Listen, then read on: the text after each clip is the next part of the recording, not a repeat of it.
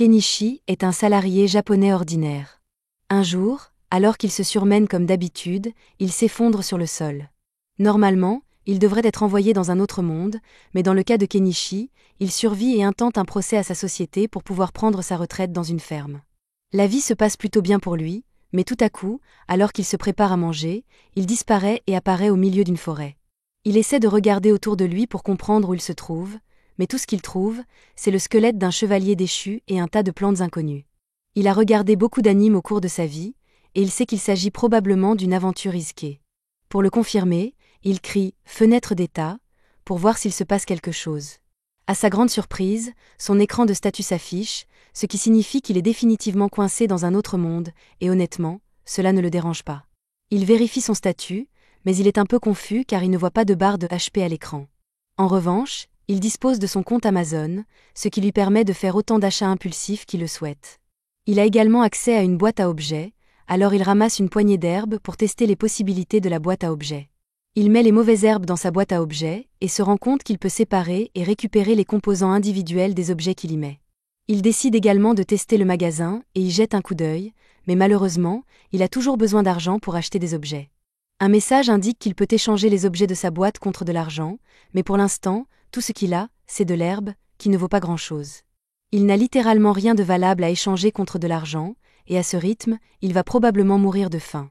C'est alors qu'il remarque l'équipement brillant du chevalier mort, et comme il est mort de toute façon, ce n'est pas comme s'il en avait encore besoin. La première chose que fait Kenichi est d'acheter des produits de première nécessité et du pain au magasin. Ensuite, il enterre le squelette du chevalier pour lui rendre hommage et quitte la région sur le nouveau vélo qu'il a acheté. Il est à la recherche d'un village pour parler à des gens et gagner de l'argent, mais il n'a aucune idée de l'endroit où il se trouve. Pour l'instant, il décide d'établir un campement pour la nuit, car il ne trouvera rien aujourd'hui. Cependant, s'il ne trouve pas de ville, il prévoit de revendre certaines des choses qu'il achète au magasin pour en tirer un énorme profit. S'il y parvient, il devrait pouvoir survivre et s'épanouir dans ce monde. Mais il y a un problème. Jusqu'à présent, Kenichi n'avait pas pensé qu'il serait dangereux de se trouver au milieu des bois. Une fois la nuit tombée, il se retrouve encerclé par une meute de loups qui n'ont pas l'air d'être amicaux. Kenichi panique, car il sait qu'il est mort s'il n'agit pas rapidement. Il se tourne donc vers son magasin et essaie immédiatement d'acheter le plus gros fusil qu'il puisse trouver. Malheureusement, il n'y a pas d'arme à feu, alors il se contente d'acheter un tas de feux d'artifice. Les feux d'artifice effraient un peu les loups, mais ce n'est finalement pas suffisant pour se débarrasser d'eux. Kenichi se met alors à chercher autre chose et finit par trouver un lance-pierre qu'il utilise pour tirer des balles sur les loups. La force des balles est telle qu'elle assomme quelques loups et pousse les autres à reconsidérer leurs options, car Kenichi n'est manifestement pas une cible aussi facile qu'il le pensait. Une fois que les loups ont reculé, Kenichi se précipite sur son vélo et s'enfonce dans la nuit pour s'éloigner le plus possible du territoire des loups. Le lendemain matin, Kenichi est épuisé par tout ce qu'il a fait à vélo, mais il n'a toujours aucune idée de l'endroit où il se trouve. Il achète une échelle et un télescope pour pouvoir grimper dans un arbre et observer ce qui l'entoure. Heureusement, il parvient à apercevoir une ville au loin, ce qui devrait lui permettre de commencer à gagner de l'argent s'il s'y rend. Il commence son long voyage à travers les prairies, mais lorsqu'il arrive enfin à la route principale, il manque de se faire écraser. Le conducteur de la charrette s'excuse d'avoir failli le renverser, et comme il se sent mal, il propose à Kenichi de l'emmener en ville. Il se présente comme étant Fuyu, un marchand, et celle qui se trouve à l'arrière du chariot est une barde itinérante, elle est donc une passagère. Pendant le trajet, Fuyu remarque que Kenichi est habillé de façon plutôt étrange. Il lui demande alors pourquoi il se rend en ville, et Kenichi répond qu'il a l'intention d'y ouvrir un commerce. Ils finissent par franchir les portes de la ville, Fuyu dépose Kenichi devant son magasin, et ce dernier l'aide à décharger sa cargaison. Fuyu remercie Kenichi pour son aide, mais c'est Kenichi qui devrait être reconnaissant car Fuyu l'a vraiment aidé. Pour montrer sa gratitude, il donne à Fuyu un sachet de poivre, mais lorsque Fuyu comprend ce que c'est, il avertit Kenichi de ne pas le vendre dans cette ville. Il existe une mafia des épices appelée Pikoba, qui détient un monopole total sur le marché des épices. Si Kenichi essaie de les concurrencer, il pourrait envoyer des assassins à ses trousses. Kenichi n'avait pas réalisé que le simple fait de vendre ses produits pouvait être aussi dangereux, et il est donc reconnaissant à Fuyu de l'avoir prévenu. Normalement, Fuyu ne voudrait pas risquer d'attirer l'attention de Pikoba, mais comme il s'agit d'une affaire privée entre lui et Kenichi, il décide d'acheter le poivre. Kenichi essaie de lui dire qu'il n'a pas à le payer, mais Fuyu insiste, car un marchand n'accepte jamais rien gratuitement, car cela signifierait qu'il doit une faveur à Kenichi. Kenichi peut comprendre cela, Il accepte donc le paiement de Fuyou, mais même s'il a fait une réduction à Fuyou, il a quand même gagné beaucoup plus que ce à quoi il s'attendait. Il n'a payé que 1000 yens pour ce poivre, mais Fuyou l'a payé l'équivalent de 100 000 yens. Kenichi se promène un peu dans la ville et finit par trouver une auberge et un restaurant locaux. Il y entre et est accueilli par l'hôtesse, Aslia. Il lui dit qu'il est ici pour se loger et qu'elle sera ravie de l'aider, alors elle le conduit à la réception. Le prix d'une chambre est d'une pièce de cuivre, et le paiement doit être effectué à l'avance. Kenichi lui donne donc l'argent.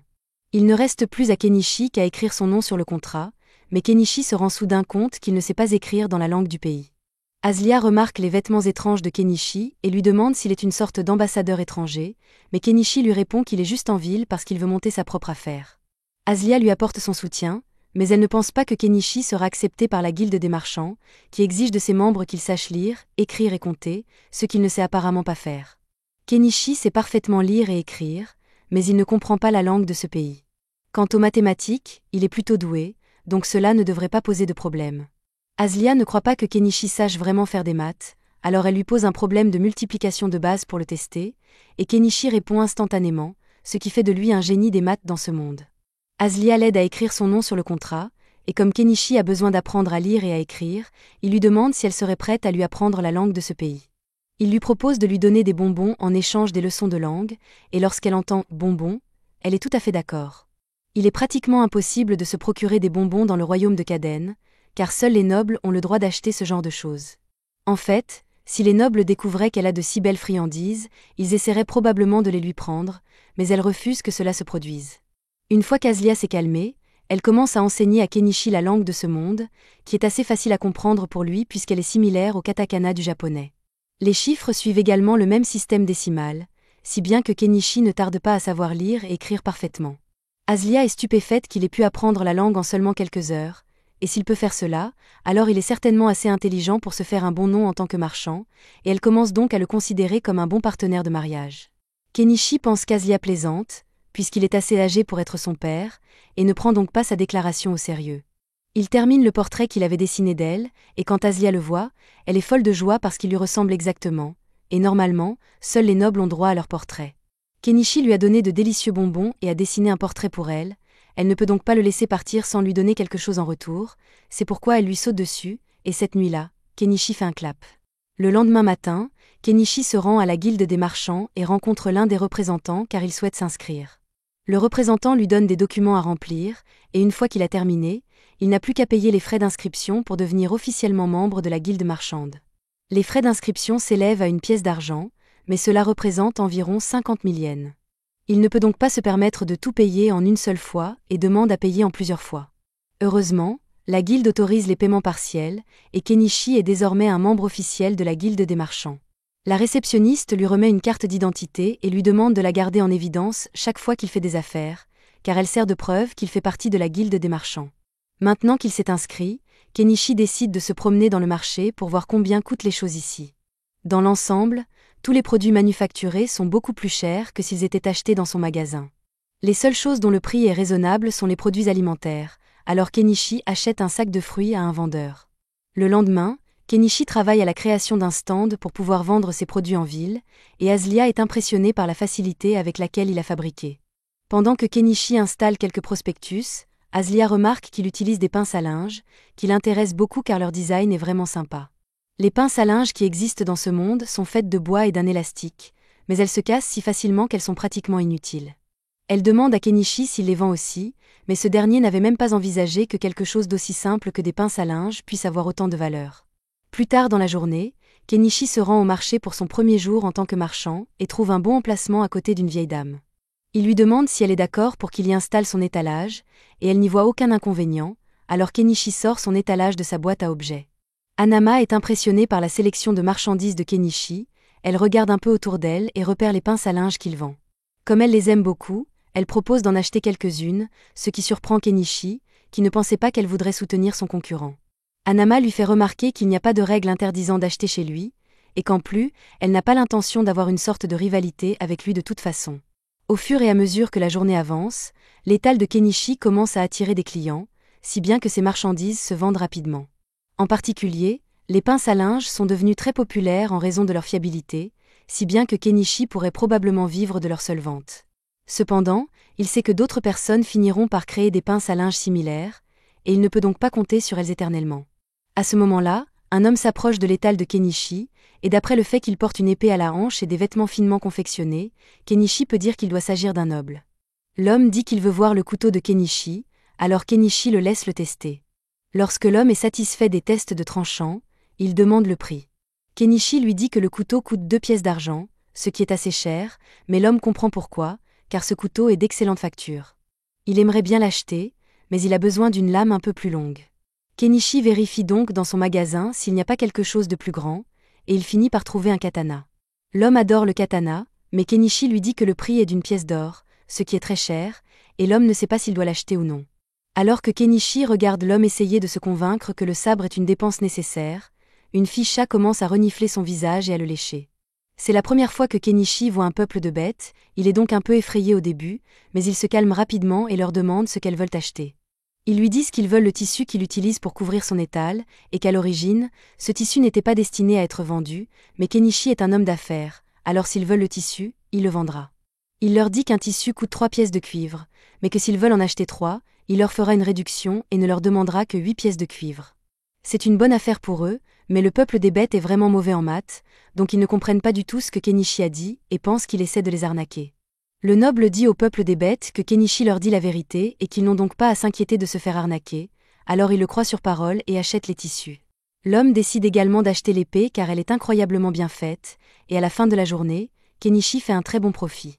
Pendant ce temps, ailleurs dans la ville, une servante qui a acheté les pinces à linge de Kenichi les montre à sa maîtresse, Primula. Margaret demande à Primula si elles peuvent les utiliser dans le manoir car elles lui faciliteraient beaucoup le travail. Primula trouve que c'est une bonne idée et dit à Margaret d'aller en acheter d'autres demain. Mieux encore, elle veut vendre ses pinces à linge dans sa propre entreprise, car c'est une mine d'or d'opportunités, et elle s'en va demander la permission à son père. Ce soir-là, Kenichi prend un bain au bord du puits, et il aimerait vraiment avoir un bain chaud, mais les bains chauds n'ont pas encore été inventés, alors il va devoir en fabriquer un lui-même. Il regarde dans le magasin pour voir s'il y a quelque chose qu'il pourrait utiliser pour faire un bain chaud, et trouve par hasard un tonneau à vendre. Il a donc l'intention de le remplir d'eau et de le mettre sur le feu pour qu'il puisse à nouveau prendre un bain chaud. Si son idée fonctionne, il pourra peut-être en tirer profit. Par ailleurs, Kenichi a beaucoup profité de l'écran de sa boutique en ligne, mais il n'a aucune idée de son fonctionnement ni de la façon dont les colis lui parviennent. Pour être honnête, c'est bien trop beau pour être vrai, et Kenichi craint qu'on lui vole son âme en guise de compensation, mais pour l'instant, il ne sert à rien de s'inquiéter, alors il décide d'aller dormir. Pendant ce temps, dans la forêt, il y a une petite fille nommée Anémone, et elle est actuellement en fuite. Le lendemain, alors que Kenichi prépare son magasin, il décide de mettre à jour son inventaire et met en vente quelques bijoux. Ce ne sont pas des pierres précieuses, mais elles sont jolies, et il devrait pouvoir en tirer un bon profit. C'est à ce moment-là que Margaret, la servante d'hier, arrive et dit qu'elle est venue acheter d'autres pinces à linge à Kenichi. Il lui demande combien elle veut en acheter et est surpris d'entendre qu'elle en veut 100, mais elle a l'argent pour cela, alors il finalise la vente. Alors qu'il emballe les épingles pour elle, Margaret remarque certains des bijoux qu'il a disposés et demande s'ils sont faits de vrais diamants. Kenichi lui répond que les bijoux sont tous faits de verre poli, mais qu'ils sont tout de même très beaux.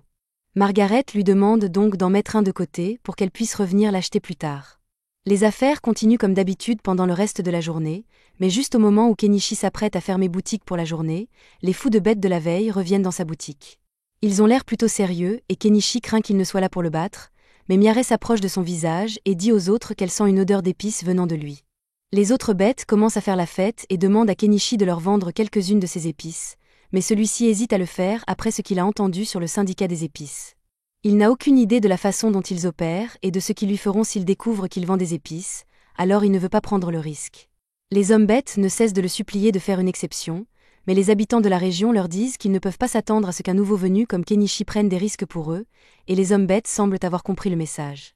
Kenichi ne peut pas leur vendre d'épices, mais il n'enfreint aucune règle s'il partage un repas avec eux.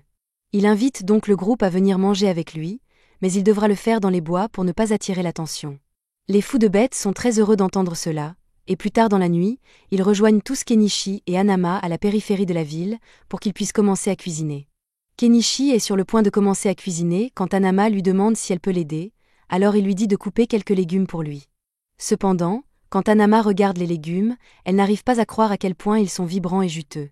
Kenichi lui explique qu'il les a achetés dans un pays étranger et lui garantit qu'ils ont vraiment bon goût. Pendant que Kenichi et Hanama travaillent sur les légumes, Miale et les autres fous de bêtes sont occupés à pêcher des poissons dans la rivière, et ils parviennent bientôt à en attraper une bonne quantité. Maintenant que tous les ingrédients sont prêts, Kenichi commence à préparer le poisson avec les épices et jette le tout dans une marmite pour le faire cuire un moment, ce qui donne finalement un repas que les fous de bêtes adorent. Ils n'ont jamais rien goûté de tel auparavant, et sont donc très reconnaissants pour ce repas, mais toute cette bonne nourriture leur donne une envie folle d'alcool.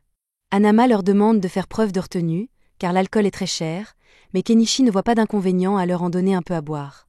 Il sort donc une bouteille d'alcool bon marché et leur verse 2 verres, mais en échange, il leur demande de jurer qu'ils ne parleront jamais à personne du repas qu'il leur a préparé. Hanama avertit Kenichi qu'il est un peu trop généreux, mais il ne voit rien de mal à laisser les bêtas s'amuser, d'autant plus qu'ils ont l'air de bonnes personnes. Cette nuit-là, ils boivent ensemble, se baignent ensemble et finissent par s'endormir à la belle étoile, et Miale semble vraiment apprécier Kenichi à présent. Le lendemain matin, Kenichi revient à l'auberge et Azalea est un peu contrarié parce qu'il est resté dehors toute la nuit. Kenichi essaie d'expliquer qu'il n'a fait que passer la nuit avec un couple de beast folk à l'extérieur de la ville, mais à en juger par la fourrure de femme-chat sur sa veste, elle pense que Kenichi a fait bien plus que passer la nuit, et elle est furieuse qu'il ait choisi de le faire avec une femme-chat plutôt qu'avec elle. Plus tard dans la journée, Kenichi prépare son magasin pour une nouvelle journée de travail, mais pendant qu'il le fait, Margaret arrive avec Primula pour visiter le magasin de Kenichi. Kenichi est d'abord distrait par la beauté de Primula, puis il remarque Margaret debout derrière elle et réalise qu'elles doivent être ici pour acheter le collier que Margaret lui a demandé hier. Il l'apporte et Margaret le paie avant de le donner à Primula pour qu'elle puisse l'inspecter. Vu la qualité de la fabrication, elle a du mal à croire qu'il n'est pas fait de vrais diamants. Elle lui demande s'il en a d'autres en stock, alors Kenichi en achète plusieurs dans son magasin et les lui montre. Primula est incroyablement impressionnée par la qualité des produits de Kenichi et par le fait qu'il possède une boîte à objets. Elle a une requête à lui faire. Elle lui dit qu'elle est la fille du propriétaire de la Mallow Trading Company, et que si Kenichi veut bien l'accompagner, elle aimerait le présenter à son père. Kenichi apprécie l'idée de rencontrer la propriétaire d'une importante société commerciale, mais il hésite à rencontrer des gros bonnets, car cela pourrait lui causer des ennuis. Cependant, Hanama lui dit que le père de Primula est bien connu en ville et que tout le monde dit que c'est un homme de bonne moralité, donc Kenichi n'a pas à s'inquiéter d'avoir des ennuis avec lui. Kenichi accepte donc d'accompagner Primula, qui l'invite à se joindre à elle dans sa calèche pour rencontrer son père. En chemin, Primula lui montre des répliques de pinces à linge qu'elle a fabriquées, et bien que la forme en bois soit assez facile à copier, la pince en métal était trop complexe à fabriquer pour son artisan. Kenichi comprend pourquoi ils n'ont pas réussi à trouver la solution, car même lui ne sait pas comment les ressorts sont fabriqués, mais il sait que c'est un processus compliqué. Ils finissent par arriver à la maison de Primula, et Kenichi est stupéfait de voir à quel point elle est immense, mais comparée aux maisons des nobles d'ici, Primula dit qu'elle est en fait assez petite. Ils entrent et Kenichi est présenté au père de Primula, Mallow. Ils se saluent tous les deux, et Mallow invite Kenichi à s'asseoir pour qu'ils puissent commencer leur discussion. Une fois installés, Kenichi montre à Mallow quelques-uns des bijoux qu'il possède, et Mallow est aussi impressionné que Primula.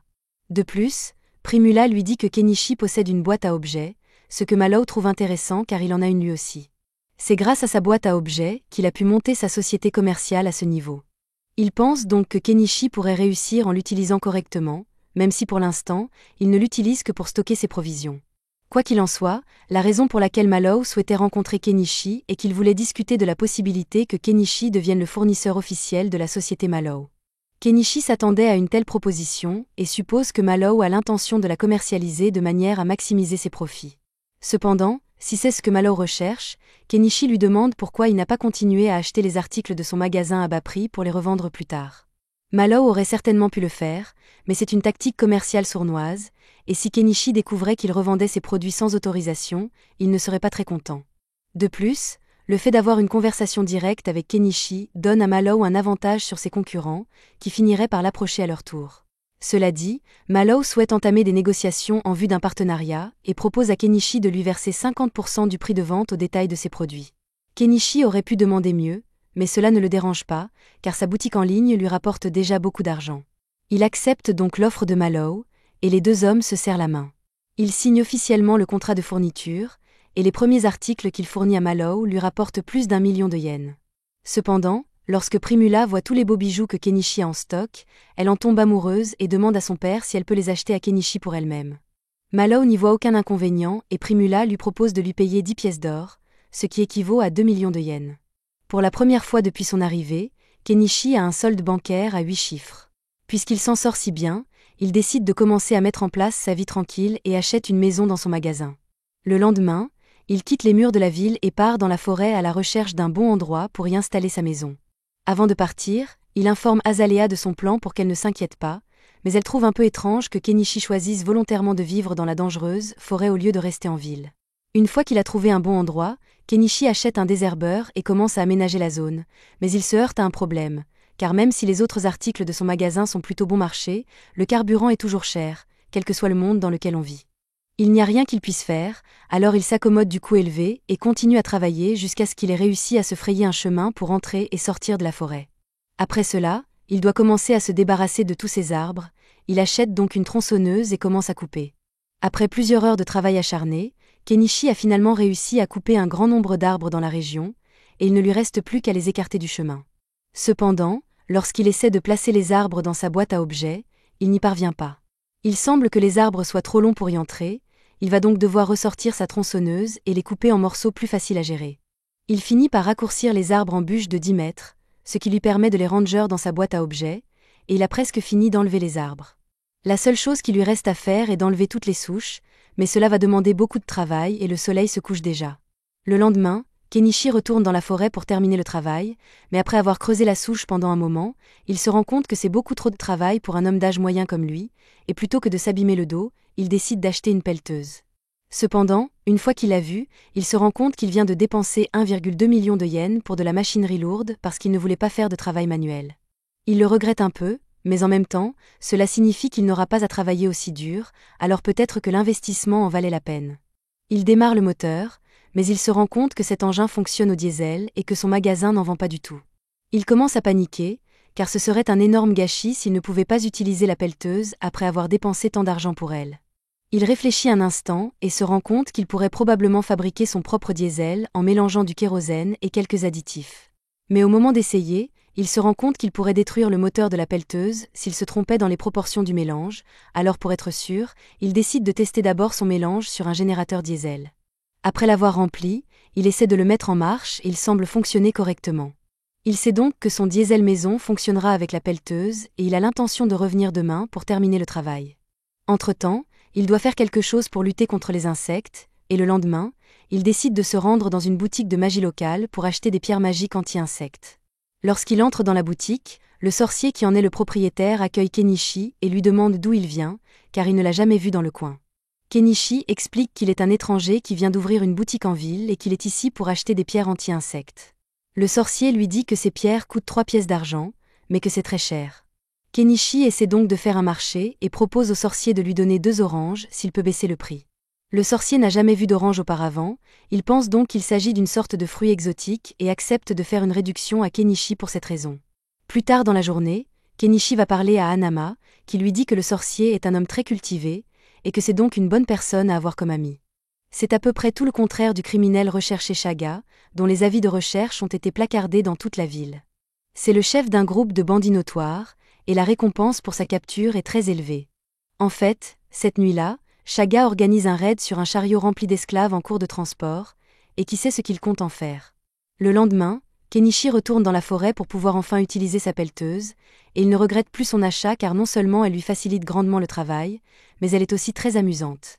Maintenant, rien ne peut l'empêcher de réaliser son rêve de vivre une vie tranquille dans les bois, mais après avoir dépensé autant d'argent pour la pelleteuse, il est dangereusement proche de la faillite, et il va donc devoir mettre un frein à tout progrès dans la construction. Un peu plus tard, Kenichi retourne voir Mallow et Primula dans l'espoir de leur vendre du sel et du sucre pour faire un bon profit. Mallow teste le sucre et est satisfait de sa qualité, mais il ne peut pas l'acheter à Kenichi. L'État se réserve tous les droits sur le sucre et le sel, et Mallow aurait des ennuis s'il les achetait auprès d'une source non autorisée. En revanche, les bijoux que Kenichi lui a vendus auparavant se vendent comme des petits pains, et Mallow aimerait bien en acheter d'autres immédiatement. Les bijoux supplémentaires que Kenichi vient de vendre lui ont rapporté 15 pièces d'or, soit environ 3 millions de yens. Il a maintenant assez d'argent pour acheter la cabane en rondin qu'il a trouvée dans son magasin. Honnêtement, il n'arrive toujours pas à croire qu'une cabane entière est en vente dans son magasin, et ce pour seulement 1,7 million de yens. Cela semble presque trop beau pour être vrai, mais Kenichi ne veut pas rater l'occasion et achète la cabane. Malheureusement, la cabane doit provenir d'IKEA, car lorsqu'il l'achète, il se retrouve noyé dans une pile de planches de bois et des instructions qu'il ne sait pas comment suivre. Il prend le temps de lire les instructions à la main et, comme il le craignait, le montage de cette chose va être une véritable galère. Mais il a déjà payé, alors il n'a pas d'autre choix que d'en finir. Alors que Kenichi commence à construire, les Beast Folk de tout à l'heure passent par là, et en signe de gratitude, il décide d'aider Kenichi dans sa construction.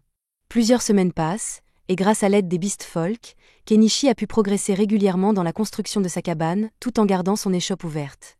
Après un peu moins d'un mois de travail, la construction de la cabane est enfin terminée. Il n'aurait pas pu faire tout cela en si peu de temps sans l'aide des Beast Folk, alors pour les remercier, il organise une belle fête barbecue. Cependant, même si la cabane est enfin terminée, il reste encore une tonne de choses que Kenichi doit faire par lui-même, comme peindre les murs et le toit et produire de l'électricité. Il lui a fallu un mois de plus pour s'occuper de toutes ses affaires, mais une fois que tout a été fait, la maison de Kenichi est complètement autosuffisante. Il a construit une clôture autour de sa maison et de sa ferme et, pour ce qui est de l'électricité, il a installé quelques panneaux solaires. Maintenant qu'il a enfin fini d'aménager la maison de ses rêves, la première chose que fait Kenichi pour fêter l'événement est de prendre un bon bain chaud, même s'il doit encore trouver un moyen d'avoir de la plomberie à l'intérieur, car il a dû faire plusieurs voyages à vélo pour remplir sa baignoire. Le lendemain matin, Kenichi retourne à l'auberge pour annoncer à Azalea qu'il a enfin terminé sa cabane dans la forêt et qu'il ne restera donc plus à l'auberge. Azalea est un peu surprise car elle ne pensait pas que Kenichi était sérieux lorsqu'il a dit qu'il voulait construire une maison dans la forêt, mais elle est également heureuse qu'il ait pu atteindre l'un de ses objectifs, même si cela signifie qu'elle ne pourra plus le voir aussi souvent. Le lendemain, Kenichi se réveille dans sa cabane, et comme le temps est magnifique, il décide de sortir pour prendre quelques photos des fleurs locales. Cependant, sa petite balade est interrompue lorsqu'il manque de se faire tirer dessus par une flèche. Kenichi est tellement surpris qu'il tombe de son vélo, mais d'autres flèches sont tirées vers lui, et il se réfugie derrière un arbre. Ceux qui tirent les flèches sont de nouveaux Beast Folk qui vivent dans la forêt, et pour leur défense, ils étaient là pour chasser, et ils l'ont donc instinctivement attaqué. Mais même après avoir réalisé que Kenichi est l'humain qui a construit une maison dans cette forêt, il s'en fiche et décide de le tuer quand même. Kenichi n'a aucune idée de la raison pour laquelle ces Beast Folk l'attaquent, mais il n'a pas l'intention de rester les bras croisés et de les laisser faire ce qu'ils veulent, alors il fouille dans son inventaire et sort son lance-pierre pour riposter. Les Beast Folk sont un peu effrayés, car ils ne s'attendaient pas à ce que le faible humain riposte, et ils commencent à réévaluer leur choix lorsque Kenichi leur lance des feux d'artifice et sort sa pelleteuse. Les Beast Folk n'ont pas l'intention d'attendre de voir ce que cette chose peut faire, alors ils s'enfuient tous, et Kenichi se demande ce qui s'est passé, mais juste à ce moment-là, il remarque un animal blessé qui crie de douleur au pied de l'arbre. Il a reçu une balle dans la patte et ne tiendra probablement pas longtemps si Kenichi ne fait pas quelque chose rapidement. Il s'approche du chat, mais celui-ci ne lui fait pas confiance et grogne lorsqu'il s'approche de lui. Kenichi ne veut pas se faire mordre, alors il dépense un peu d'argent pour acheter une armure de coussin au cas où le chat essaierait de le mordre. Mais alors qu'il s'apprête à retirer la flèche, le chat se défend à peine, il doit donc être à bout d'énergie. Il achète donc une bouteille d'alcool pour désinfecter la plaie et applique ensuite une crème antibiotique. Les blessures du chat ont été soignées, mais il n'y a toujours aucune garantie qu'il survivra à l'air libre, alors Kenichi décide de le ramener chez lui. Il installe une couverture pour que le chat puisse se reposer, mais il n'a toujours pas bougé d'un poil depuis qu'il l'a soigné, et il commence à s'inquiéter. Il n'a pas vu de vétérinaire depuis qu'il est arrivé dans cette ville, mais il y a peut-être une sorte de magie de guérison qu'il peut utiliser, alors il va demander au magicien ce qu'il en est. Le sorcier écoute l'histoire de Kenichi et se rend compte qu'il a dû trouver un lynx, mais il ne comprend pas pourquoi Kenichi voudrait s'embêter à le soigner puisqu'il pourrait facilement le tuer et vendre sa fourrure pour en tirer un bon profit. Le sorcier n'étant pas d'une grande aide, Kenichi retourne à l'extérieur, et alors qu'il passe par là, Miare saute sur lui et commence à renifler. Elle sent l'odeur d'un lynx sur lui, et son peuple considère les lynx comme des messagers de Dieu, alors elle est très excitée et veut le voir de ses propres yeux. Elle suit Kenichi jusqu'à sa maison, et dès qu'elle voit le lynx, elle peut déjà dire que sa blessure a été causée par le chien Beast Folk, et elle jure de leur faire payer. Pendant ce temps, le lynx semble aller un peu mieux, mais il continue d'essayer de lécher sa blessure, si bien que Kenichi est obligé de lui coller un cône sur la tête. Miare est impressionnée par les compétences de Kenichi en matière de soins de santé. Elle lui demande s'il est médecin, mais il lui répond qu'il connaît juste quelques notions de premier secours.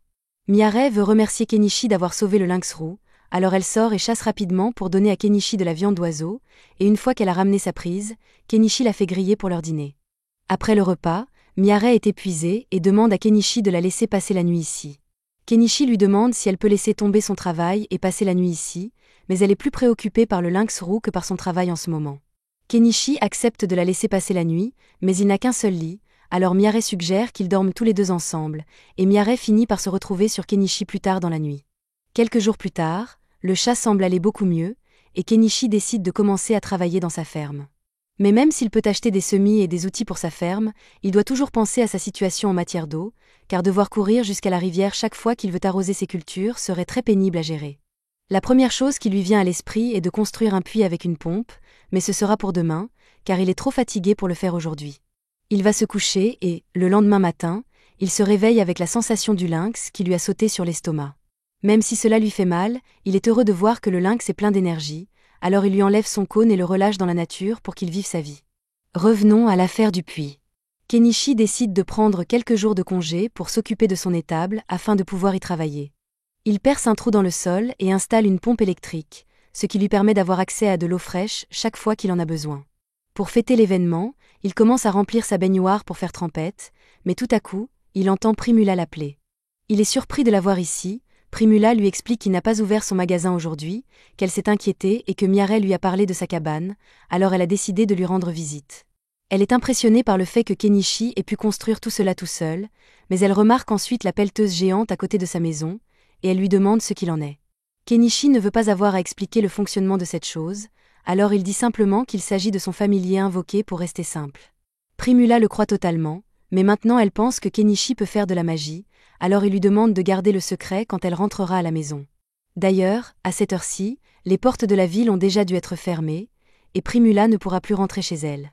Primula le sait déjà, c'est pourquoi elle a l'intention de passer la nuit avec Kenichi. Même lorsque Kenichi l'avertit qu'il n'a qu'un seul lit, elle insiste pour dire que c'est bon. À ce moment-là, elle remarque le tonneau derrière lui et demande à quoi il sert. Kenichi lui explique qu'il s'agit d'un bain chaud, ce qui enthousiasme Primula qui demande à l'essayer. À la tombée de la nuit, Kenichi a réchauffé le bain, Primula y entre donc et elle adore la sensation de chaleur. Mais le fait qu'elle se trouve au milieu des bois la rend un peu mal à l'aise, et elle commence à appeler Kenichi. Kenichi lui dit qu'il est assis de l'autre côté du mur, mais Primula dit qu'elle se sentirait mieux si elle pouvait le voir face à face. Après avoir pris son bain, Kenichi lui donne un peignoir pour qu'elle s'y change, et elle est ravie de la chaleur qu'il dégage, alors elle demande à Kenichi s'il peut le lui vendre. Kenichi lui dit qu'il n'est pas à vendre, mais elle continue à le supplier et il finit par accepter de lui vendre quelques peignoirs. Primula n'en revient pas de la variété de produits que Kenichi a à sa disposition. Elle est persuadée qu'il deviendrait le plus grand marchand du royaume s'il essayait de le faire. Cependant, Kenichi n'est pas intéressé par un tel objectif, car cela lui causerait beaucoup d'ennuis s'il attirait l'attention des nobles de la région. Tout ce qu'il veut, c'est mener une vie tranquille et gagner suffisamment d'argent pour être à l'aise. Primula lui promet donc de faire tout ce qui est en son pouvoir pour l'aider à mener une vie tranquille. Un peu plus tard, ils vont se coucher, mais Kenichi ne veut pas que ce qui s'est passé avec Miaré se répète. Il décide donc d'acheter un deuxième lit à Primula pour la nuit, afin d'éviter tout malentendu. Pendant ce temps, dans le camp des Outlaws, Shaga semble avoir reçu un travail de la part de quelqu'un de très important, ce qui pourrait lui valoir des ennuis à l'avenir. Le lendemain matin, Kenichi ramène Primula chez elle et décide de parler à Mallow des peignoirs dont Primula lui a parlé. Mallow est intrigué par ce tissu étrange et pense qu'il se vendra très bien. Puisqu'ils en sont là, Kenichi décide d'évoquer la possibilité de vendre quelque chose d'un peu plus épicé. Primula semble intéressée, mais Mallow rejette immédiatement cette idée. C'est alors que Margaret entre dans la pièce pour apporter à Mallow les registres qu'il a demandés. Comme Kenichi semble un peu curieux, Mallow explique qu'il est en train de réécrire tous les anciens registres parce que l'Empire vient de mettre au point un nouveau système génial de suivi des ventes appelé comptabilité en partie double. Kenichi est surpris, car le système de comptabilité en partie double était courant au Japon. Cela l'amène également à se souvenir d'une phrase de Mallow, selon laquelle l'influence de l'Empire s'étendrait plus rapidement grâce aux nouvelles inventions d'un homme en particulier. En effet, Mallow était sur le point d'aller tester l'une des dernières inventions de cet homme, et à la surprise de Kenichi, il s'agissait d'une pompe à eau. Il avait déjà des soupçons avant cela, mais pour que quelqu'un invente une pompe à eau aussi facilement, il faudrait qu'il connaisse déjà son fonctionnement, ce qui signifie qu'il y a peut-être quelqu'un d'autre dans ce monde qui a été envoyé ici par le Japon, et Kenichi est légèrement inquiet puisqu'il a maintenant de la concurrence. Les jours suivants, Primula rendra occasionnellement visite à Kenichi et passera la nuit chez lui, mais ce soir est spécial car elle doit partir demain pour une tournée de ravitaillement, et ne pourra donc pas lui rendre visite pendant un certain temps. Elle demande à Kenichi s'il a encore cette chemise de nuit épicée car elle aimerait la lui acheter. Kenichi demande alors s'il y a un homme qu'elle essaie de séduire et Primula répond en disant que c'est lui qu'elle recherche. Kenichi ne sait pas quoi répondre, mais il pense que ce n'est pas bien pour lui d'avoir ce genre de relation avec Primula, d'autant plus qu'il est ami avec Mallow, et qu'il n'y a aucune chance que Mallow soit d'accord pour que Primula ait une relation avec un vieil homme comme lui. Cependant, Primula dit à Kenichi qu'elle a déjà obtenu l'accord de son père, et que cela ne posera donc pas de problème. Malgré cela, Kenichi a encore beaucoup trop de choses à faire en ce moment, et il ne peut pas gérer une relation. Il demande à Primula si elle accepterait de mettre la discussion sur la relation en suspens pendant un certain temps. Primula comprend, mais elle dit qu'elle aimerait partager le même lit que Kenichi au moins une fois avant de partir, même si c'est juste pour dormir à côté de lui. Le lendemain matin, Kenichi reçoit la visite inattendue d'un chevalier, qui s'avère être celui à qui il a vendu une épée la dernière fois. Son nom est Northball, et il a été envoyé ici pour enquêter parce qu'il y a eu des rapports sur un vieil homme étrange vivant dans les bois. Mais comme il connaît déjà Kenichi, il peut affirmer qu'il ne se passe rien de sinistre ici. Avant de partir, il raconte à Kenichi une nouvelle intéressante qu'il a entendue récemment. Un mage de l'Empire a créé un condiment merveilleux, la mayonnaise, et il a réussi à vaincre un dragon avec ce condiment. Il ne fait aucun doute pour Kenichi que cet homme mystérieux doit venir du Japon, et avec tout ce qu'il a accompli jusqu'à présent, Kenichi se sent vraiment surclassé. Mais comme il n'a pas l'intention de le rencontrer de sitôt, le mois suivant se déroule sans problème. Kenichi est assis à son étal un après-midi lorsqu'il se rend compte que la caravane d'approvisionnement de Primula devrait bientôt revenir, et il prévoit donc de lui rendre visite dans la journée. Cependant, à ce moment-là, il entend une grande agitation sur la place de la ville et se lève pour aller voir de quoi il s'agit. Apparemment, une caravane a été attaquée par des bandits, et tout le monde à bord a été kidnappé, y compris Primula. Mallow supplie les aventuriers dans les rues de l'aider à sauver sa fille, mais comme le bandit qu'il a enlevé est l'infâme hors-la-loi Shaga, personne ne veut prendre le risque de s'opposer à lui. Il faudra des jours avant que l'ordre des chevaliers ne puisse organiser une mission de sauvetage dans ces circonstances. Pendant ce temps, Primula est enfermée dans une cage par Shaga et ses hommes de main. Elle est encore indemne pour l'instant, mais c'est parce que Shaga a l'intention de la vendre à des nobles malades pour arrondir ses fins de mois, et que ses chances de s'échapper par ses propres moyens sont pratiquement nulles. Mallow sait que ce n'est qu'une question de temps avant que Primula ne connaisse un sort terrible. Il est donc prêt à tout pour la sauver et se tourne vers Kenichi pour lui demander de l'aide. Kenichi n'est absolument pas capable de se battre, mais il se soucie beaucoup de Primula, et il finit par accepter de faire quelque chose pour remédier à la situation. Cependant, il n'a pas assez d'argent pour mener à bien son projet. Il dit donc à Mallow qu'il va avoir besoin d'argent pour faire ses préparatifs. Sans hésiter, Mallow lui tend un sac de pièces d'or, car il est prêt à donner à Kenichi toutes les pièces qu'il possède, à condition qu'il puisse ramener Primula saine et sauve. Il explique à Kenichi que la base d'opération de Shaga se trouve dans les ruines, à 50 km à l'ouest de Dahlia, et que c'est une sacrée distance. Il regarde les voitures disponibles dans son magasin et décide finalement d'acheter un camion. Mais avant de le faire, il prévient tout le monde qu'il est sur le point d'utiliser la magie d'invocation et qu'il faut donc s'éloigner. Il entonne ensuite un petit chant ridicule pour faire croire à tout le monde qu'il s'agit bien de magie d'invocation, et une fois que son camion apparaît, il monte dessus et demande si quelqu'un est prêt à venir se battre avec lui. Shaga a une énorme prime sur sa tête, alors s'ils parviennent à la battre, il y aura une énorme récompense pour tout le monde. Cependant, aussi alléchant que cela puisse paraître, personne n'accepte l'offre de Kenichi, car Shaga est une trop grande menace. Kenichi commence à s'inquiéter de devoir faire cela tout seul, mais c'est alors que le lynx qu'il a sauvé le mois dernier s'approche de lui, et même s'il ne parle pas le chat, il peut dire que le lynx lui dit qu'il veut l'aider. En parlant de chat, Mialet et les autres bêtes veulent aussi aider Kenichi, car ils lui doivent une faveur pour toute l'aide qu'il leur a apportée. Kenichi est heureux de voir qu'il a des gens de son côté, alors pour les préparer au combat, il achète un arc à poulie pour Mialet et une hache et quelques épées pour les frères de Mialet. À ce moment-là, il entend quelqu'un dire qu'il veut l'aider, et quand il regarde en bas, il trouve Paul debout.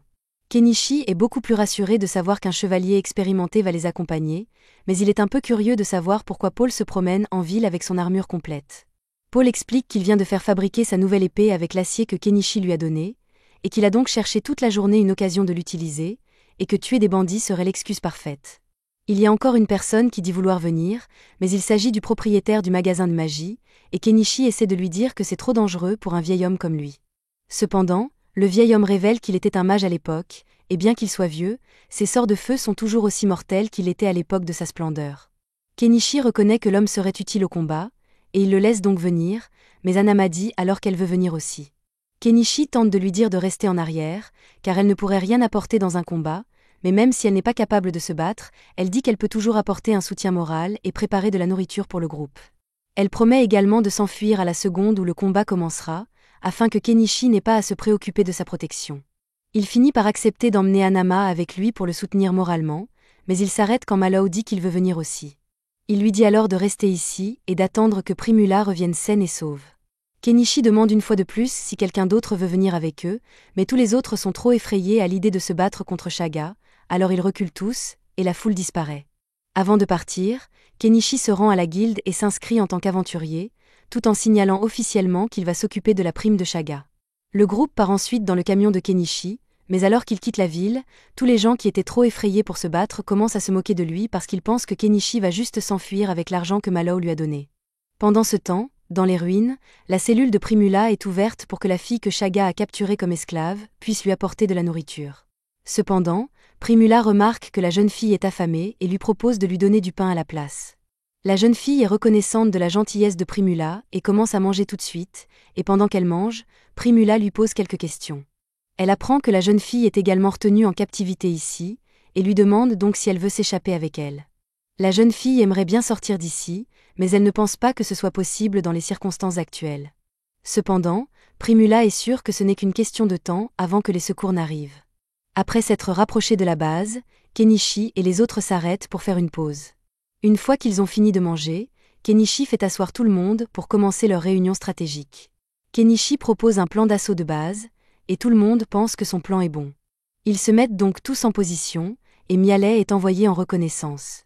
Kenichi parvient à rester en contact avec elle en utilisant des radios qu'il a achetées, mais pour rester simple, lorsque Miale pose des questions sur la radio, il lui dit simplement qu'il s'agit d'un appareil magique qui leur permet de parler sur de longues distances.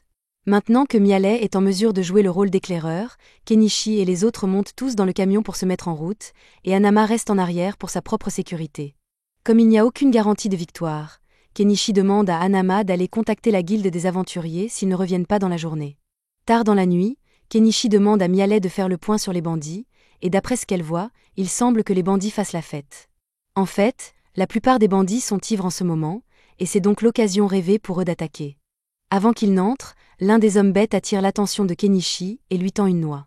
Kenichi demande ce que c'est, et l'homme bête lui explique qu'il s'agit d'une pilule pour l'aider à oublier qu'il va devoir tuer des gens. Apparemment, cela suffit à Kenichi, qui avale une bouchée de la pilule et se retrouve instantanément embarqué dans le voyage le plus intense de sa vie.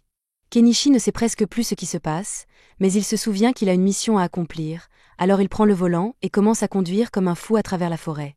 Dans le camp des bandits, tous les bandits sont encore occupés à s'amuser. Soudain, 2 d'entre eux aperçoivent le camion qui s'approche et sont abattus d'une balle dans la tête par Miale. Le vieil homme grimpe donc sur le toit du camion et lance un sort d'explosion pour faire un trou dans la porte. À ce stade, tout le camp des bandits est en état d'alerte, mais il est déjà trop tard, car Kenichi et les autres ont réussi à pénétrer à l'intérieur. Comme les bandits ont beaucoup bu, ils sont tous ivres et n'ont pas d'armure. Miale et ses frères peuvent donc se débarrasser rapidement des premiers qui arrivent à portée de tir.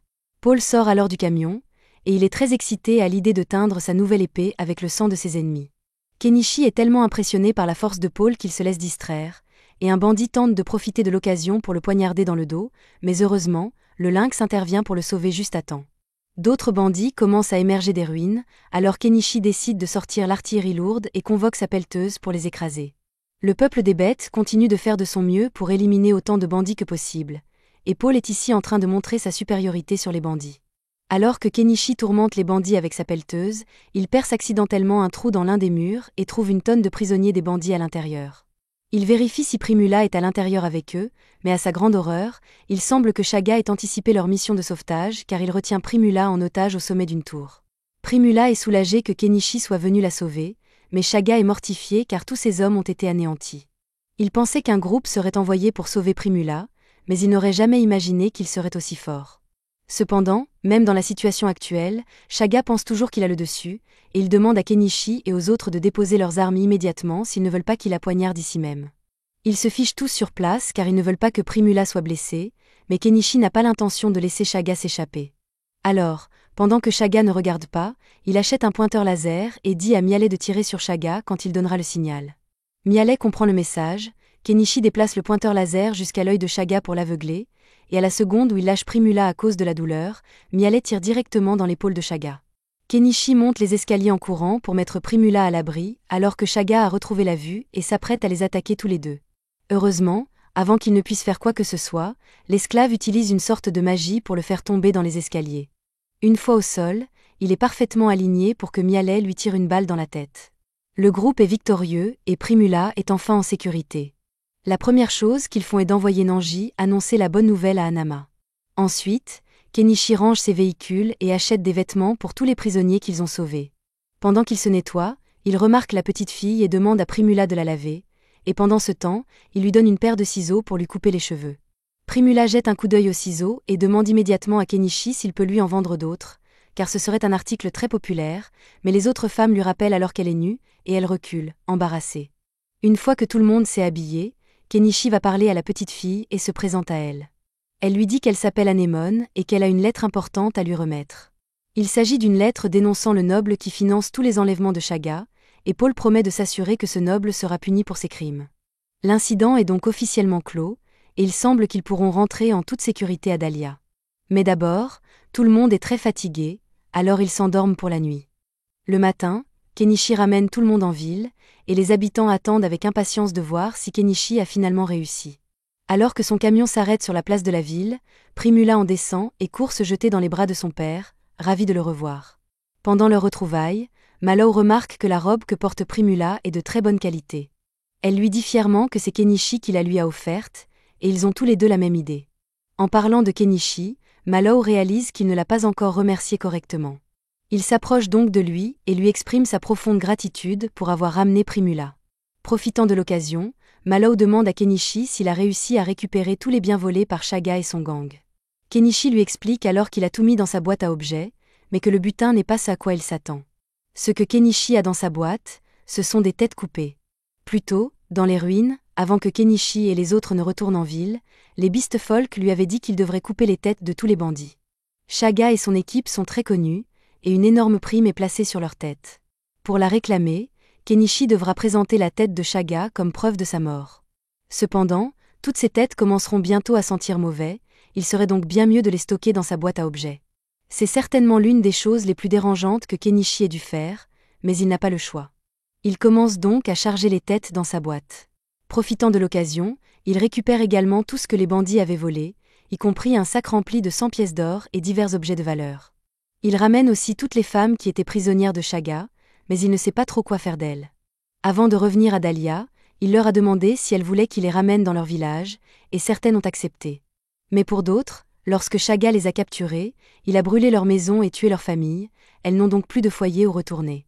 Kenichi comprend leur situation et les invite à revenir avec lui à Dahlia, où elles auront de meilleures chances de recommencer leur vie. Les femmes semblent ravies de cette idée. Kenichi se tourne ensuite vers Anémone et lui demande si elle connaît son village d'origine. Elle lui répond que son village s'appelle Oru, mais qu'il est très loin d'ici, à environ 800 km, ce qui rendrait le voyage long et difficile. Cependant, Kenichi est prêt à l'accompagner si elle souhaite rentrer. Mais Anémone n'a aucune intention de retourner dans ce village, car elle y a été vendue comme esclave par les siens. Dans ce cas, Kenichi lui demande si elle aimerait l'accompagner à Dahlia, et Anémone accepte avec enthousiasme. Kenichi passe ensuite un certain temps à conduire les femmes à leurs différentes destinations, et une fois cela fait, il se rend à la guilde avec les autres pour réclamer la prime. La réceptionniste de la guilde est horrifiée en voyant une tête coupée posée devant elle, mais il y en a 50 autres, alors Kenichi commence à les sortir de son stockage. Le personnel de la guilde a beaucoup de travail à faire, car ils doivent inspecter chaque tête. Pendant ce temps, Kenichi se met à l'écart pour se reposer. Le magicien s'approche de lui et lui dit qu'avec sa magie d'invocation étrange et sa boîte à objets incroyablement grande, si les nobles venaient à découvrir son existence, sa vie deviendrait très compliquée. Mais cela ne fait que renforcer la détermination de Kenichi à rester discret.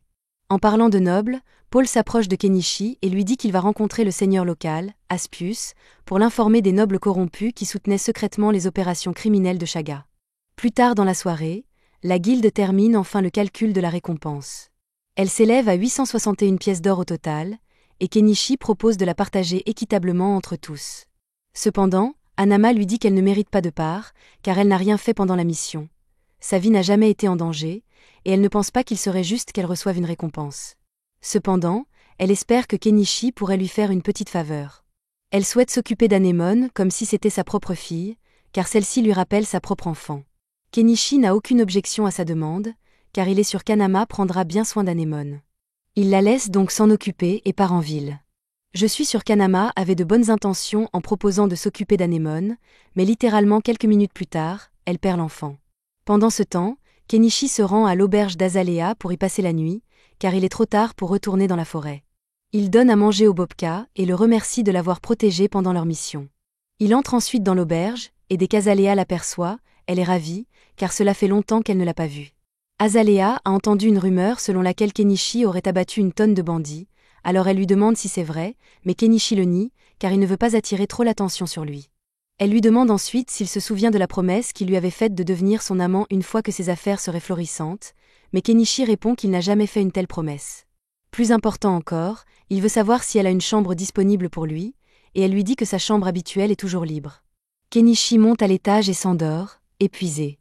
Mais plus tard dans la nuit, une certaine personne se glisse dans sa chambre, et il la sent sous les couvertures. Il sait déjà ce qu'Azalea veut, mais il lui dit qu'il est bien trop fatigué pour ce genre d'activité.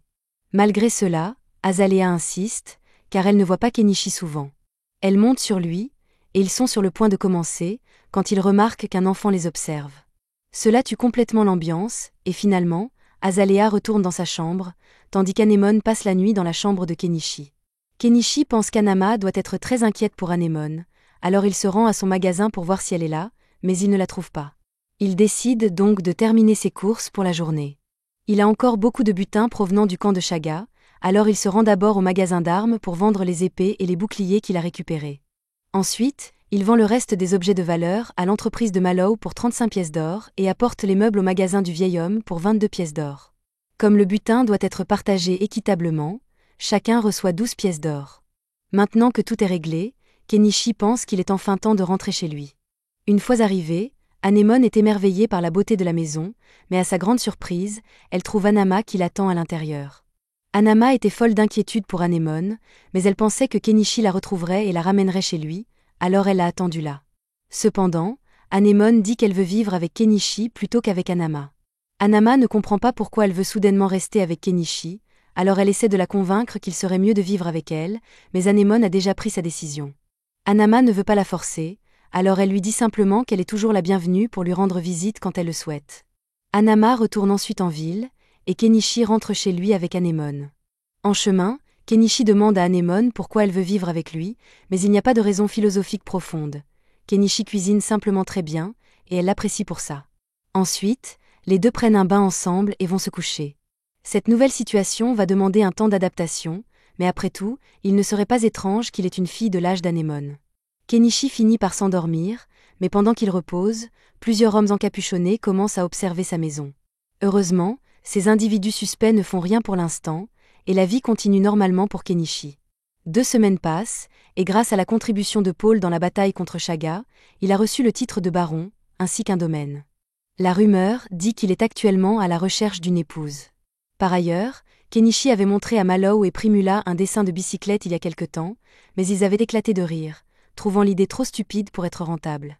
Cependant, ils ont ensuite réalisé à quel point les bicyclettes étaient utiles. Ils se sont excusés auprès de Kenichi pour avoir ri de lui et lui ont même offert 5 pièces d'or pour son idée. Aujourd'hui, les bicyclettes sont assez répandues dans le pays, et Kenichi est content que son idée ait eu un tel impact. Cependant, il se sent toujours un peu mal à l'aise, car il a l'impression d'être surveillé. Il ignore cette sensation pour l'instant et se rend à la guilde pour recevoir le paiement final de la récompense. Une fois qu'il a l'argent, il le partage équitablement. Même si Anama avait dit qu'elle ne voulait pas de part, il lui donne quand même un peu d'argent. Anama ne pense pas le mériter, mais elle accepte sa gentillesse, et en retour, donne une pomme à Anemone. Tout semble bien se passer, mais Kenichi ressent soudainement à nouveau qu'il est surveillé, et cette fois, il est sûr de ne pas imaginer des choses, car il voit la personne qui l'espionne. Cela pourrait être mauvais, alors il prend la main d'Anemone et essaie de quitter les lieux, mais il se rend vite compte qu'il est suivi par d'autres hommes encapuchonnés. Il est coincé, et sa seule option est de s'enfuir dans une ruelle pour essayer de s'échapper. Cependant, au bout de la ruelle, il se retrouve bloqué par un carrosse. Les hommes encapuchonnés le rattrapent et lui disent que leur patron veut le rencontrer vivant, alors s'ils coopèrent, ils ne lui feront pas de mal. Kenichi n'a pas vraiment le choix, alors il fait semblant de se soumettre à leurs ordres, mais juste avant qu'il ne le fasse monter dans le carrosse, il sort des pétards de son inventaire et les lance sur les hommes encapuchonnés et dans le carrosse. Cela crée suffisamment de distraction pour qu'il et Anemone se glissent sous le carrosse. Maintenant qu'il a pris de la distance, il sort une arbalète et la pointe vers les hommes. Il les menace de tirer s'ils ne le laissent pas tranquille, et comme les ravisseurs n'ont pas d'armes à longue portée, ils sont obligés de fuir. Kenichi est soulagé d'avoir réussi à s'échapper, et quelques instants plus tard, Mallow arrive dans son carrosse, ayant entendu le tumulte. Il propose à Kenichi et Anemone de les emmener, et pendant le trajet, Kenichi lui raconte tout ce qui s'est passé. Il pense que cela doit être l'œuvre d'un noble faisant partie de la faction anti-monarchie, et il suggère à Kenichi d'aller rencontrer le seigneur local, Aspius, pour obtenir une protection. Kenichi est d'accord que c'est peut-être une bonne idée, mais il ne veut pas prendre le risque, car Aspius pourrait lui demander de payer des impôts, et il déteste les impôts. Il décide donc qu'il serait peut-être mieux de quitter cette ville complètement. Après être rentré chez lui, Mallow parle à Primula de la décision de Kenichi de quitter la ville, et Primula est contrarié, car ils n'ont même pas eu l'occasion de le remercier correctement pour tout ce qu'il a fait pour eux. Les bicyclettes sont devenues un article si populaire que le seigneur local leur a accordé un nom de famille en leur honneur, et ils doivent une grande dette à Kenichi. Ils ne peuvent donc pas le laisser partir avant d'avoir remboursé cette dette. C'est pourquoi Primula décide qu'elle partira avec lui et passera autant de temps que possible avec Kenichi. Elle avait déjà essayé de gagner son affection une fois, et il l'avait rejetée, mais quand elle a été kidnappée, Kenichi n'a pas hésité à risquer sa vie pour la sauver. Alors, Primula est sûr qu'il tient profondément à elle, et si c'est le cas, il attendra sûrement de la voir avant de quitter la ville.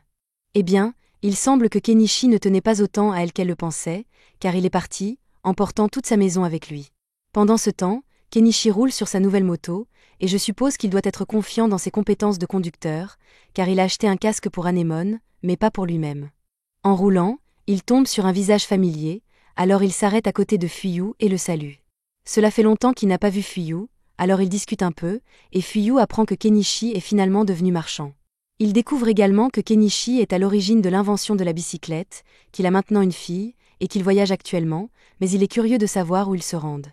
Kenichi explique que lui et sa nouvelle famille partent en voyage, bien qu'ils ne sachent pas exactement où ils vont. Fuyu leur souhaite bonne chance pour leur voyage, alors Kenichi et les autres remontent sur la moto et continuent leur route. Kenichi et Anémone voyagent depuis longtemps maintenant, et ils se trouvent à environ 100 km de Dahlia, mais seulement à 6 km de la prochaine ville, Astrantia. Entre-temps, Kenichi a campé avec Anémone et préparé toutes sortes de plats délicieux, ce qui se rapproche beaucoup du style de vie paisible qu'il a toujours souhaité. Cependant, comme Anémone est avec lui, il souhaite trouver un endroit où s'installer rapidement pour son bien-être. Pour l'aider à localiser la prochaine ville, Kenichi achète un drone et le fait voler pour explorer les environs. Il découvre que la rivière mène à un lac, et Astrantia doit se trouver de l'autre côté. Il décide donc de suivre le courant avec Anémone et le lynx. Ils arrivent finalement à un endroit offrant une vue magnifique sur le lac. Kenichi laisse Anémone et le lynx jouer dans l'eau un moment, et comme l'endroit lui plaît beaucoup, il décide d'y construire sa nouvelle maison. Après avoir défriché la végétation, Kenichi sort sa maison de sa boîte à objets. En installant les choses, il réalise qu'il n'a jamais donné de nom au lynx. Après quelques minutes de réflexion, il lui donne le nom de Vel. Ce soir-là, il commence à donner des leçons de lecture et d'écriture à Anémone. Elle est intelligente et comprend rapidement, mais elle a du mal avec les mathématiques. Pendant qu'Anémone se creuse la tête pour résoudre les problèmes, Kenichi consulte la vitrine de son magasin pour voir s'il peut obtenir du diesel à bas prix. Jusqu'à présent, il utilisait du kérosène et des additifs pour fabriquer son propre diesel, mais il se souvient d'avoir vu une émission expliquant qu'on peut produire du biodiesel à partir d'huile de cuisson. Ne comprenant pas bien le processus, il décide d'acheter quelques livres sur le sujet. Pendant qu'il lit, Anémone termine ses devoirs et demande à Kenichi si elle peut lire avec lui. Kenichi lui explique qu'elle ne comprendra pas car le livre est écrit dans la langue de son pays d'origine, mais Anémone insiste pour apprendre cette langue. Kenichi achète donc un livre pour enfants à Anémone, qui se met immédiatement à l'étudier. Ensuite, Kenichi commence à installer un camouflage pour sa maison afin qu'elle ne se démarque pas trop. Alors qu'il s'active, il entend un bruissement dans les buissons. Méfiant, car cela pourrait signifier la présence d'un monstre, il arme son arbalète et se prépare à attaquer. À sa surprise, la source du bruit est Mialet. Elle était dévastée lorsque Kenichi avait disparu sans lui dire au revoir, alors elle a travaillé dur pour suivre sa trace jusqu'ici. Maintenant qu'elle est là, elle n'a nulle part où aller et annonce qu'elle vivra avec Kenichi à partir de maintenant. Kenichi ne s'y oppose pas, et Anémone semble bien s'entendre avec Mialet, il est donc convenu qu'elle restera avec eux. Pendant le dîner, Kenichi lui demande s'il s'est passé quelque chose d'intéressant depuis qu'il a quitté Dahlia. Mialet ne se souvient pas de grand-chose, mais elle mentionne que Paul a demandé Primula en mariage, et qu'ils vont bientôt se marier. Kenichi est content que Primula ait réussi à tourner la page et à s'engager avec un homme bien comme Paul, mais il ne pourra pas assister au mariage car il est trop loin. Plus tard dans la soirée, Kenichi prend son bain habituel avec Anémone, tandis que Mialet se lave à côté d'eux. Une fois sec, il rentre à l'intérieur. Anémone montre à Mialet le livre japonais que Kenichi lui a offert, et Mialet l'apprécie beaucoup car, même si elle ne comprend pas les mots, les images rendent l'histoire facile à suivre. Cela donne une idée à Kenichi. Comme les livres sont très précieux dans ce monde, il pourrait probablement faire de bons profits en vendant des livres illustrés ici. Cependant, les histoires du Japon ne plairaient probablement pas aux habitants de ce monde, alors Kenichi demande à Anemone et Mialet si elles connaissent des légendes locales. Elles sont enthousiastes à l'idée d'en parler, car elles connaissent de nombreuses légendes anciennes, mais une en particulier retient l'attention de Kenichi, celle de l'elfe de la forêt. Kenichi trouve l'histoire excellente et commence immédiatement à dessiner des illustrations pour elle. Une fois les dessins terminés, il achète une presse à encre pour créer plusieurs copies du livre. Il offre les 2 premières copies à Mialet et Anemone, qui adorent leurs livres. Cependant, alors qu'elles admirent les images, Kenichi remarque un bateau qui approche. Craignant des ennuis, il demande aux filles de rentrer à l'intérieur. Lorsque le bateau accoste, Kenichi pointe son arbalète vers les hommes à bord et exige de savoir pourquoi ils sont là. L'homme lui dit de se calmer, car il n'est pas là pour causer des problèmes. Il vient du village de Santanka et, ayant remarqué que quelqu'un s'était installé de l'autre côté du lac, il est venu vérifier qu'il n'y avait pas de bandits. Kenichi se calme un peu et baisse son arbalète, expliquant qu'il est un marchand qui vient de s'installer. À ce moment, Vel s'approche de Kenichi, et l'homme bête est surpris, car les lynx ne s'attachent normalement pas aux humains. Le fait que Kenichi en ait apprivoisé un lui donne une bonne impression. Crouton décide de faire confiance à Kenichi et se présente, suivi de Nya-Nya. Kenichi leur fait visiter sa maison pour prouver qu'il ne fait rien de dangereux, et tout semble normal. Crouton s'excuse pour l'intrusion et se prépare à partir, mais avant de partir, il remarque les livres que Kenichi a créés sur la table et lui demande s'il peut en acheter un pour sa fille, et Kenichi accepte. Une fois Crouton et Nya-Nya partis, Kenichi et les filles déjeunent ensemble.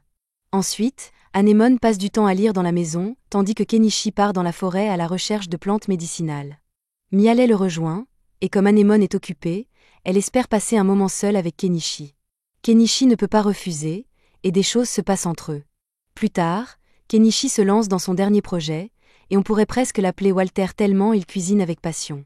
Malheureusement, sa combinaison de protection le fait beaucoup transpirer, alors il doit faire une pause et se baigner dans la rivière. De retour au travail, on découvre que Kenichi essaie de synthétiser du biodiesel à partir d'huile de cuisson. Bien que ce soit très dangereux, s'il réussit, il pourra produire du diesel sans dépenser une fortune. Vient ensuite la phase risquée, tester le carburant.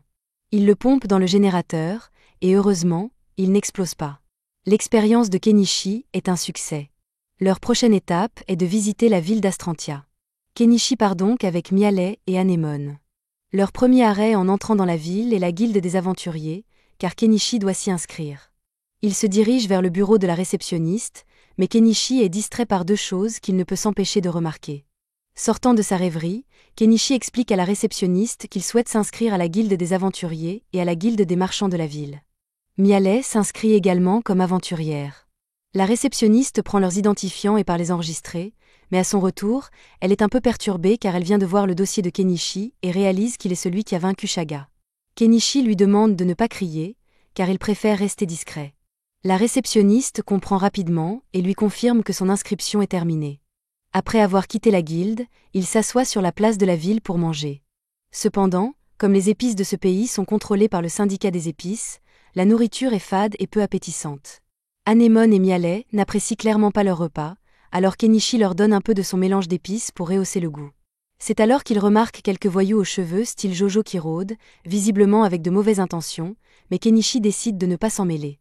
En même temps, il voit Crouton et une petite fille entrer dans une ruelle, et il se passe clairement quelque chose, mais encore une fois, ce n'est pas son problème. Il continue sa visite et tombe sur une vieille boutique de magie qui semble intéressante. Il entre et trouve une vieille dame qui tient la boutique. En regardant autour de lui, il remarque un dispositif magique en vitrine et demande à quoi il sert. La vieille dame est ravie de lui faire une démonstration. Elle verse de l'eau dans un compartiment et du vin dans l'autre, et le dispositif sépare l'eau du vin. Kenichi réalise immédiatement qu'il pourrait utiliser cet appareil pour produire son diesel, sans risquer sa santé à cause des vapeurs chimiques. Il annonce à la vieille dame qu'il souhaite acheter le dispositif, ce qui la surprend, car personne n'achète jamais rien ici, mais Kenichi est un client payant, alors elle accepte. Anemone a également trouvé quelque chose qui lui plaît, un livre qu'elle montre à Kenichi. La vieille dame explique que c'est un grimoire, et Kenichi décide de l'acheter aussi, même s'il n'est pas sûr de pouvoir l'utiliser, car il faut un certain niveau de puissance magique pour pratiquer la magie. Après l'achat, Kenichi veut commencer à lire le grimoire avec Anemone, mais la vieille dame les arrête, car les grimoires doivent être enregistrés avant de pouvoir être emportés. Kenichi devra donc revenir dans une semaine. Cela ne le dérange pas, alors il quitte la boutique pour continuer à explorer la ville. Cependant, il croise Nya à l'extérieur. Nya est surpris de les voir, mais il est pressé et n'a pas le temps de discuter. Kenichi a un mauvais pressentiment et veut rentrer, mais avant qu'il ne puisse partir, le groupe aperçoit Crouton et sa fille se faire attaquer dans une ruelle. Kenichi ne peut pas ignorer cela cette fois, alors il décide d'intervenir, mais il achète d'abord un masque de médecin de peste pour cacher son identité. Les voyous en veulent à Crouton et étaient prêts à le tuer, lui et sa fille, mais Kenichi apparaît derrière eux et lance des feux d'artifice. Il prétend que c'est l'un de ses sorts magiques, et comme les voyous n'ont jamais rien vu de tel, ils prennent peur et s'enfuient. Une fois la situation calmée, Crouton s'assoit près de la fontaine et raconte toute l'histoire à Kenichi. Lorsqu'il travaillait comme fonctionnaire, Crouton avait arrêté plusieurs membres du syndicat des épices, et depuis, il le traque. La fille de Crouton demande si Kenichi et les autres sont ses amis, et Crouton explique qu'il a rencontré Kenichi il y a quelques jours et que c'est lui qui a créé le livre. Marie, la fille de Crouton, est ravie d'apprendre que son livre préféré a été fait par Kenichi et le remercie chaleureusement. Anémone, un peu jalouse, mentionne qu'elle a aussi aidé à créer le livre. Marie la remercie également et propose qu'elle fasse un livre ensemble un jour, ce qu'Anémone accepte avec joie. Kenichi est heureux de voir qu'Anémone a enfin une amie de son âge. Quelques jours plus tard, Crouton et sa femme amènent Marie rendre visite à Kenichi et Anémone. C'est la première fois qu'ils reçoivent des invités, alors Kenichi prépare un repas pour tout le monde. À partir de ce moment, il devient habituel pour eux de se retrouver chaque jour pendant que Marie et Anémone jouent ensemble. Cependant, un jour, Marie ne vient pas comme d'habitude. À la place, Crouton arrive, désespéré, et supplie Kenichi de l'aider. Il explique que Marie est tombée malade d'une maladie courante dans ce pays, et que la plupart des enfants qui la contractent ne survivent pas une nuit. Il est prêt à payer tout ce qu'il possède pour sauver sa fille, mais il ne peut pas se permettre d'engager un mage pour la soigner. Kenichi est son seul espoir. Kenichi ne peut pas rester les bras croisés alors que l'ami d'Anémone souffre. Il donne à Crouton un paquet d'antidouleurs et lui explique comment les administrer pour faire baisser la fièvre de Marie. Cependant, les antidouleurs ne guériront pas la maladie, alors Kenichi part chercher de l'aide auprès de la vieille dame magicienne. Plus tard dans la soirée, ils se retrouvent tous chez Crouton pour voir Marie. La vieille dame identifie rapidement la maladie, la fièvre chicory.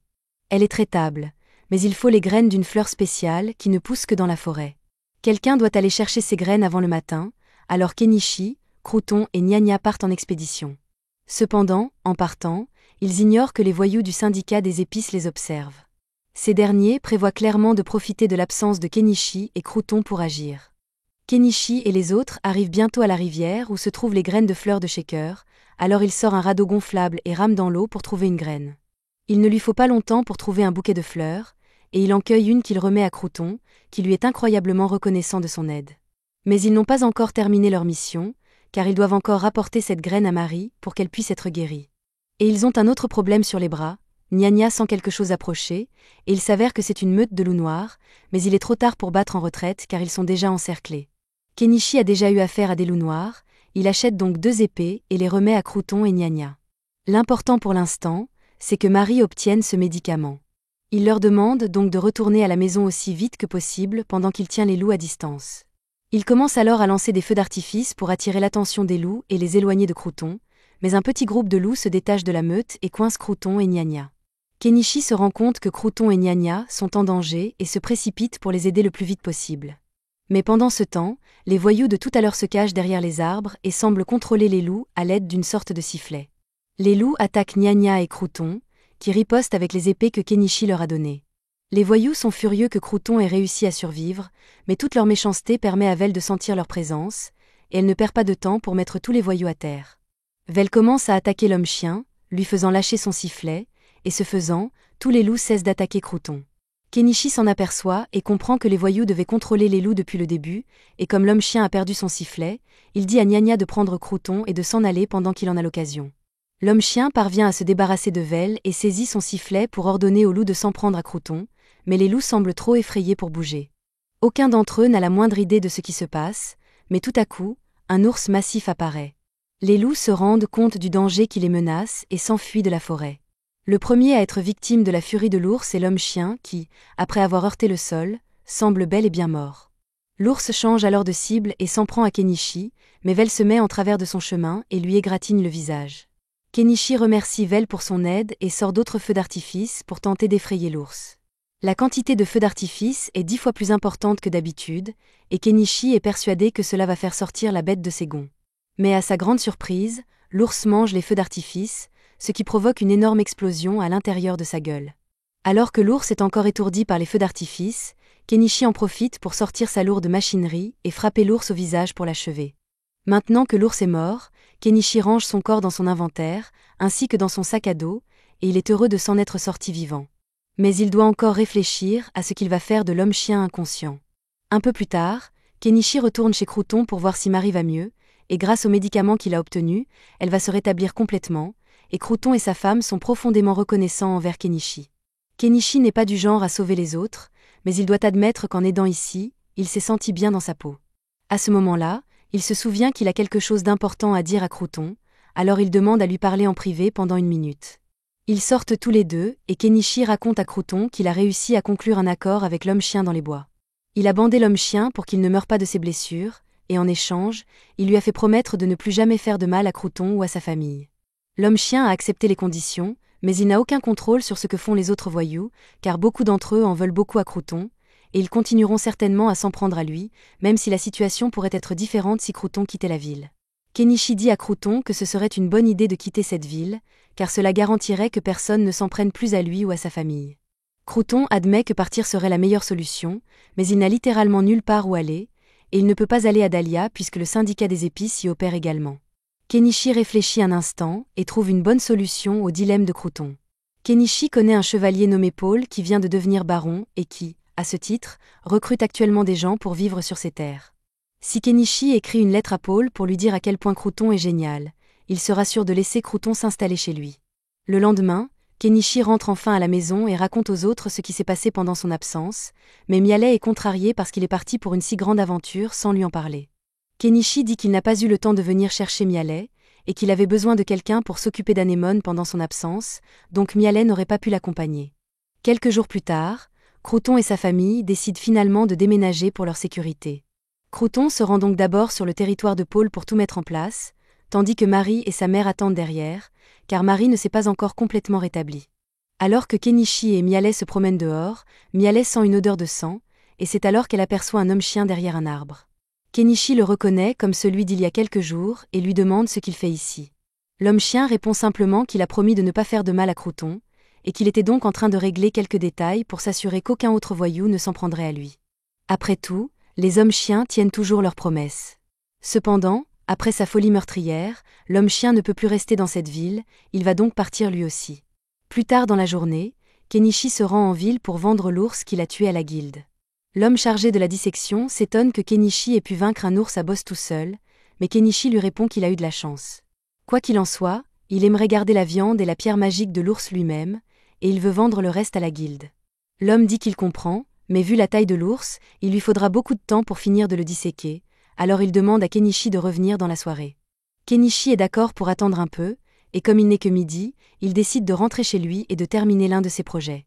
Mais alors qu'il passe devant un magasin, il y a un visage familier à l'intérieur, et il semble qu'elle cherche quelqu'un d'important pour elle.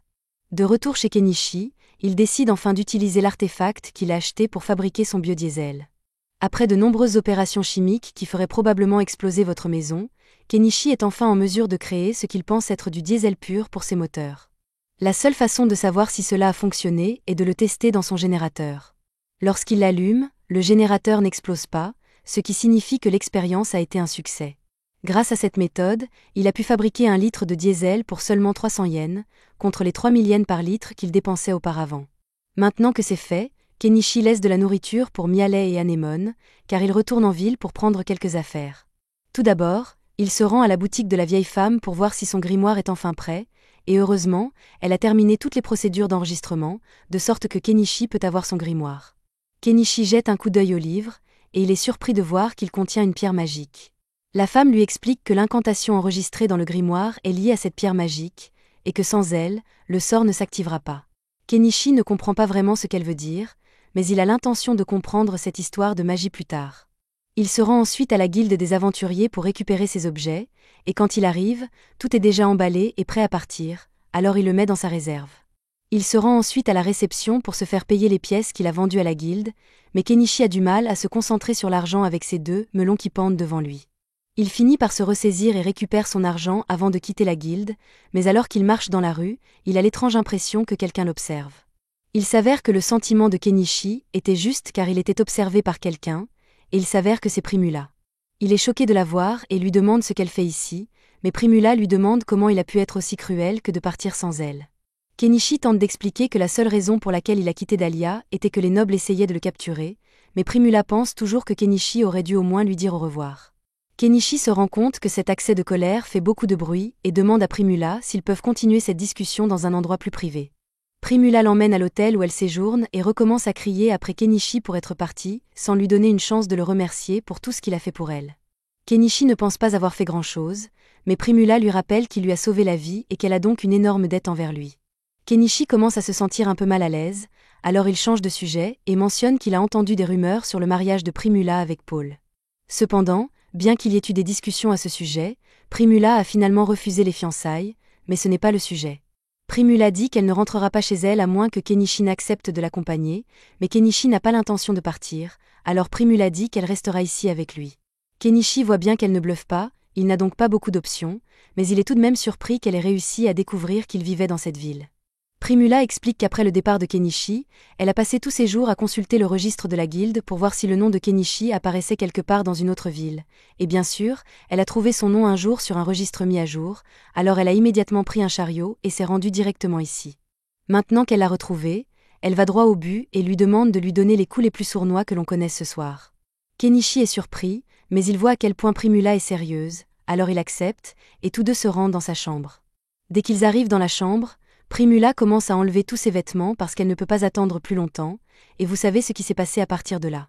Le lendemain matin, Kenichi revient chez lui avec Primula, et au début, Anemone et Mialet sont très excités de le voir, mais cette excitation s'estompe rapidement lorsqu'elle voit Primula. Primula est contrariée parce qu'elle pense que Kenichi l'a laissé derrière lui et a choisi d'emmener Mialet avec lui. Kenichi lui explique qu'il n'a pas choisi d'emmener Mialet, Mialet l'a retrouvée toute seule. La seule personne qu'il a choisi d'emmener avec lui est Anemone, mais Primula va-t-elle vraiment se laisser aller à être jalouse d'un enfant? Kenichi a raison, Primula se calme pour l'instant, et Anemone fait promettre à Kenichi qu'il ne ramènera pas d'autres femmes. Primula s'énerve à nouveau, car elle pense que Kenichi a ramené des femmes à la maison. Plus tard dans la nuit, Kenichi se prépare à prendre un bain, mais au moment d'y entrer, toutes les filles disent qu'elles veulent entrer avec lui. Il ne veut pas avoir à gérer cela, et décide d'acheter un deuxième baril pour qu'il y ait 2 bains. Une fois que tout le monde a pris son bain, Kenichi installe un sèche-cheveux, et une fois que tout le monde est sec, il s'assoit à la table pour essayer le grimoire. Il lit les incantations pour un sort de boule de feu, mais lorsqu'il termine le sort, ses craintes se confirment car rien ne se passe. Cela signifie qu'il n'a aucun pouvoir magique et qu'il vient de gaspiller une tonne d'argent pour un livre qu'il ne peut pas utiliser. Il commence à réfléchir à un moyen de vendre le grimoire pour récupérer un peu d'argent, mais pendant qu'il est distrait, Anemone le prend et commence à le lire. Mais cette fois, il se passe vraiment quelque chose. Il semble qu'Anemone possède un certain pouvoir magique, car elle a réussi à lancer la boule de feu à la perfection dès le premier essai. Dommage qu'il soit dans une cabane en rondin. C'est la fin de l'épisode 7. Abonnez-vous pour ne pas manquer la suite.